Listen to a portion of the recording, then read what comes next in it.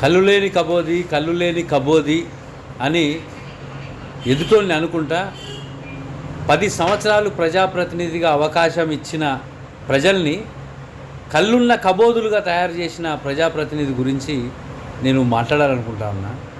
10 సంవత్సరాలు ఎంపీటీసీగా అవకాశం ఇస్తే ఆయన ఏ స్థానానికి ఎంపీటీసీగా ప్రాతినిధ్యం వహిస్తానో అక్కడ చవకబారు రోడ్డేసి ప్రజా సొమ్మును దోచుకున్న పరిస్థితి.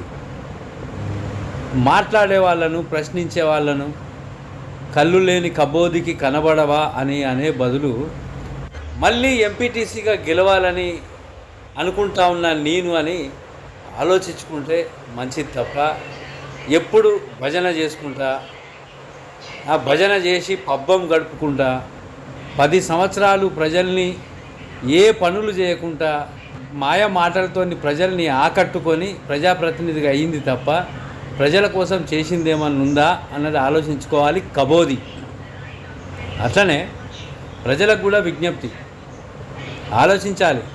ఏ పార్టీ అధికారంలో ఉంటే ఆ పార్టీల దూరి, ఏ పార్టీ అధికారంలోకి వస్తూ ఉందంటే ఆ పార్టీలకు పోయి భజనలు చేసుకుంటా ప్రశ్నించేటోళ్ళను కళ్ళు లేని కబోదికి కనబడవా అని అనే బదులు నాకు ఓటేసిన ప్రజల్ని కళ్ళుండి కూడా కబోదిగా చేసిన నా టాలెంట్ చూడండి అహో అని జనాలకు చెప్పుకోను.